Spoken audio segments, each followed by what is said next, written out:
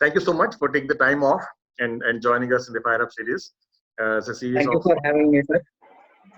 Our pleasure too. And so it's a series of startup founder interviews on specific aspects of peer sharing, startup sharing some particular experience that they've had, which other startups could benefit from. So, so the topic for today is kind of something very close to your business. So, lockdown, is it an opportunity or not? Right? I mean, like, how does it help? And in your case, especially for innovation, particularly in your case, since you're in the transportation space, so that's what we're going to be discussing. So, before we get into the topic, can we have a quick 2-3 minutes introduction of your journey so far at Diam with your electric vehicles? We started our company in 2012. So during the initial years, it was mostly in the development process. We are into electric vehicles. Our primary product is electric three-wheeler. Our vehicles are mostly used by last mile delivery services like IKEA, Big Basket, Flipkart, Delivery, Ninja Cart, Amazon. So all the last mile delivery guys use our vehicles, not just because they are environmentally friendly, but they are also very economical. So, so we see a good opportunity of growth in the coming 2 or 3 years. Our primary focus right now is on the last mile delivery segment, but we have plans to enter the passenger segment as well. Once we set up swapping station network, we'll be entering the passenger segment space as well. So what has been the primary, you captured some phenomenal market space in the last couple of years. So, and at some level, it seems like electric vehicles, everybody thinks it's easy to get it. You just need a motor, few batteries, and like some basic transmission. Like you see, if you go up north, you see all those very, very crudely put together electric rickshaws. Anybody with a small fabrication shop thinks they can put an electric vehicle together, which is not the case. What are some of your challenges? I mean, what did you kind of conceptualize as your primary problem that the market needs, that you spend time on designing and kind of defining? The primary problem that we have is everyone can make electric vehicles. That is the primary problem we have.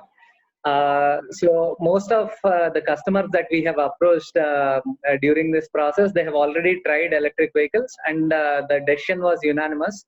These won't work. So you will have to start from that point.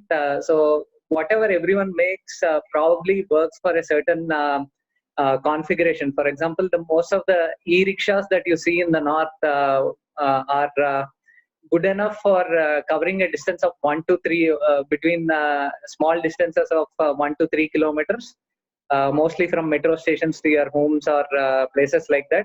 And they are good wherever the roads are flat. But once you get into the bumpy roads, internal roads, bumpy roads, once they put in loads of about 500, 600 kgs in the vehicle, these vehicles are unable to carry that kind of loads that are required by the customer. And the second issue they have is there are instances where the vehicles have toppled because they are extremely unstable. So the third issue is for passenger comfort, it's not very comfortable riding in these vehicles because whenever you have bumpy roads, they don't perform very well. So once you have that feedback, you produce a vehicle that suits the customer's requirement.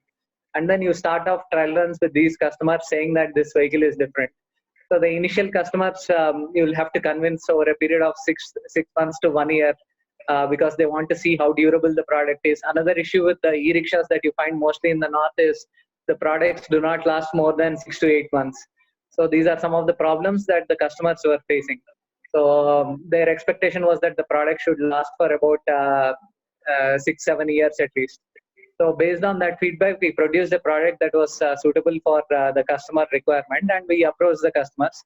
The initial customers were extremely skeptical because they have tried all the variants in the market and they were not happy with those variants. So we had a long, lengthy sales cycle with our first initial set of customers. So in India, our initial set of customers were Big Basket. So we have started trial runs with them about 3 years ago. So in Gurgaon, and now we are present with them in Gurgaon, Hyderabad, and Bangalore. So once you have that initial customer using your vehicles, then it's basically the network effect. The supervisor or the manager who is using this vehicle at Big Basket would be shifting to various locations, and you will be connected to various people in that space. So they keep talking about your vehicles, and then that is how you are able to sell quickly to the next subsequent set of customers who come in.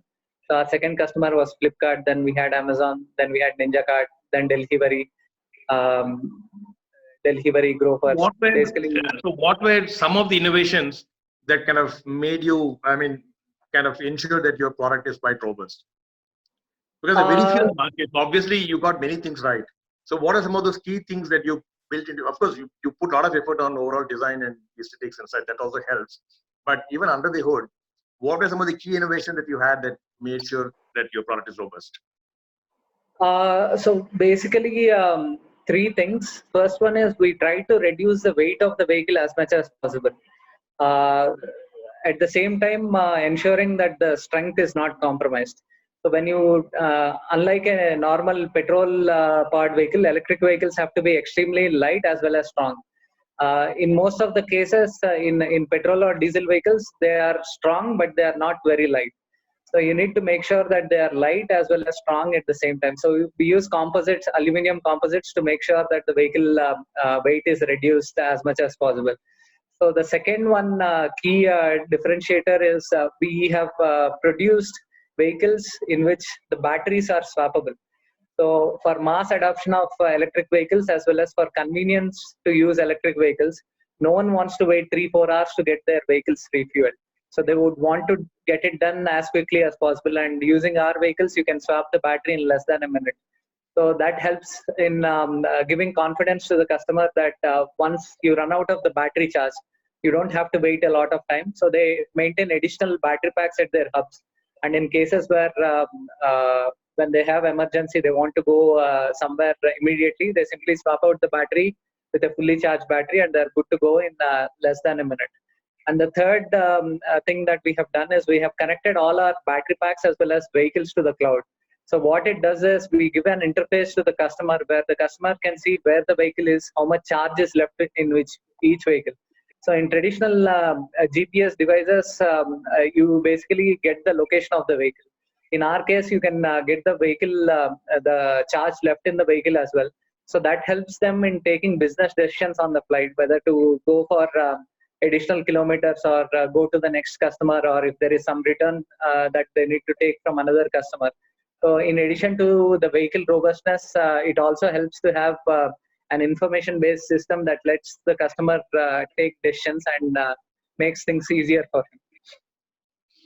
So, so now coming to the current times, right? Lockdown. Now, so for you, how has it been? I mean, like, has it been an opportunity in any form? I hope. We have seen both the things. So we produce vehicles. So we are a production company at the end of the day. So lockdown has affected our production. So we are unable to open the factory. So that's a negative for us. But on the positive side, basically everyone is shifting towards Big Basket or Grofers or online deliveries. And we have tremendous growth from these customers. They are almost all doubling or tripling their previous orders. So they see a requirement for our vehicles, but once the lockdown is relaxed or in some form, we are good to go for delivering more numbers. We have good orders from some of the customers, mostly involved in the grocery space, Big Basket and Grofers in particular. So, so how are you dealing with, like, okay, how are you handling the whole manufacturing downtime? In some ways, that is similar to many other companies, just that if it is purely knowledge based, they can probably have them work from home and still kind of do reasonably well so long as there's enough work to do. How are you managing the whole, because you're both design and also production organization? So what we are doing is we are having a small team of people who come to the factory, 2 or 3 people. We are mostly working on R&D to see how you can make your vehicle much more easier. So at this point of time, previously our focus was on producing a vehicle which is robust enough. So now what we are trying to do is what features can be added to the vehicle so that it will become efficient for your end customer to use this vehicle and save a lot of time. So for example, we are adding some features such as speaker system to the vehicle, as well as auto dialing features without having to use the mobile phone, so that the person who is driving this vehicle doesn't have to waste a lot of time making phone calls to the customer. So these are some of the works that we are doing during this lockdown time, so that the time can be utilized since there is no production. So we have some permission from the local. So we have given some of our vehicles for distributing food as well as some of the supplies in Sangareddy district. So we have got some permission to work with 2 or 3 people. So we are utilizing that time to basically do some development, mostly in terms of optimizing time for the driver who will be using the vehicle. So for example, if he were to do deliveries, a certain number of deliveries in 3 hours, so we should be reducing that time to about 2 hours. So those are the testings and development that we are doing at our plant with very limited people. So have you identified anything new to do in this space during this lockdown? Given that production is it's not fully stopped, it is significantly slowed down. So is there anything else that you've identified as an activity that you have taken up during this lockdown? During the lockdown, the thing is, since ours is mostly a production-based unit, even development usually takes you need to physically install hardware or things like that. Yeah, in the factory. So, and you only can do that with limited number of people at this point of time. So we are hoping for some kind of relaxation in the next 10 to 15 days. We also have some export orders to UK as well as to Uganda to execute. So do you see any dynamics where you see, in what is emerging right now, do you see any dynamics where need for electric vehicles will get higher, either here or elsewhere? So like I said, what we have observed is with our customers like Big Basket or Grofers, the size of the order size has increased significantly. It's not just the quantity of orders that has increased for them, it's the size of each order that has increased for them due to this COVID lockdown. So what it does is it shifts. So whenever the order quantity was small, they used to use motorcycles or scooters to deliver these goods. But since the quantity per order is increasing, they are having to use larger vehicles, which makes it ideal for them to use our vehicles. So most of them are shifting from 2-wheelers to 3-wheelers, so that they can accommodate larger size orders as well as make more deliveries. So that's a residual benefit you expect because there's more. That's a residual benefit that we are expecting. The only thing is once the production starts, then that will come into effect. But hopefully this is a behavioral change. More people are comfortable with online, and probably while there is definitely a surge right now, but it'll probably settle down at a level that is still higher than what it was before the lockdown in terms of amount of online orders. Yeah. So it's increasing day by day. People who basically never used to think about online orders are also right now ordering most of their groceries or essential items online. So that's definitely one change. So hopefully, that's what I've been telling everybody. Just look around. If one door is shut, there's some other door that's open. So just have to look around. That there may be other opportunities to pursue. Just have to be looking around. So another thing that we have seen is there is a lot of demand coming in from Europe. So we have gotten our product certified for the European market as well. So we have already shipped a few vehicles to the UK, and there is a lot of demand from there. Our second shipment will be leaving soon once the lockdown is done. So what we are observing there is most of the people are shifting towards electric vehicles, mostly in the last mile delivery space. And our vehicle seems to be an ideal fit for European roads as well. So for unlike the US, Europe has very narrow roads with limited parking space, and the size and form factor of our vehicle is very convenient for navigating the internal roads in London or Manchester or But how are you? Southampton. There might be players there already that are probably targeting this. So how are you able to kind of compete with them? In what aspects are you able to score? So, unlike traditional automobile industry, electric vehicles is a relatively new field, not just in India but in rest of the world as well. And the vehicles that are already existing in Indian market or in other places in the world are extremely expensive. So much so that it doesn't make economic sense for people to shift from internal combustion engine to electric vehicles. So what our vehicle is doing is it has a good form factor with enough capacity as well as volume to accommodate what can be accommodated in a van. The nearest competitor for us is Nissan NV200. So that vehicle costs about 25,000 pounds. So our vehicle costs about 6,000 pounds. So when they do the cost economics, it's a no-brainer for them. So that's the reason we are able to get into that market. And all the features that that vehicle basically is able to offer is more or less offered by our vehicle for the application that that they have. That's very nice. So now, before we wrap up, I have one last question. I'll ask that at the end. But before that, we've been asking every founder to share a growth hack tip to other founders. What would be a growth hack tip that you would share from your experiences in general and specifically in the last couple of months? One growth hack tip that you will share with other founders? You need to meet the decision makers to get your things done. So if you are following the organizational structure, it will never get done. So make sure that you target the decision makers with your demos or with your presentations. Only then something new will move. Even if your vehicle, even if your technology helps them save costs, it has to go into the mind of the decision maker to get things done.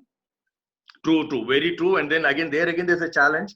It's always not easy to understand who the decision maker is. So the problem starts with first identifying who's the decision maker and then approach them. So luckily, we have organizations like CA and T-Hub helping us reach the decision makers. So you are one of the earliest ones to pitch us to various decision makers, and that has been very helpful in our journey so far. Thank you, so very glad to hear that. It's true. That's a very important. I mean, you need to pitch to the right people. If not, you're just wasting time. So one last question. How did you pull off the coup of getting Jeff Bezos to ride your vehicle? So it wasn't informed to us regarding Amazon's PR activity. So our vehicles have been running for Amazon for about 1.5 years now. So anyone who goes to Shamshabad airport will be able to find our vehicles. So our vehicles are delivering these from their airport hub to various hubs in the city, and we are also doing last mile with them in Gaullodi. So the pilots have been extremely successful with them. So we expect a big order from them in the near future as well. So regarding the PR activity, we had no idea at all. But it's an amazing bonus, right? It's a windfall from a PR standpoint. I don't think you need to show anything other than that video to any prospective customer. So even before Amazon, I think IKEA was extremely helpful for us as well. And Uber, we were into electric cycles as well before this, and our Uber Connect was through CIE and through T-Hub. So our first customer for our cycles was Uber. At that point of time, it was Travis and Eric Alexander who were directly involved in the pilots. Unfortunately, Travis was replaced a few months after that, because of which the next steps couldn't be taken in that deal. But that has helped us tremendously in terms of getting PR as well as making our subsequent orders easier. I know, those are amazing. I mean, the IKEA and Amazon, Jeff Bezos. So I think it reflects, right? I mean, it is not that is not the starting point. Almost that is the culmination of a lot of effort in the previous years, right? I mean, for them to pick the product, like the product, and be happy enough to get Jeff Bezos to sit on it. That's thing that shows all the journey prior to that. So Raja, thanks so much for joining us today, and all the best. And I'm sure you'll, given how resourceful both of you are and the whole team is, I'm sure you'll find very many exciting things to do even during the lockdown. So all the best, and we look forward to phenomenal successes from your products. Thank you so much. Thank you, sir. Thanks for having me. Our pleasure.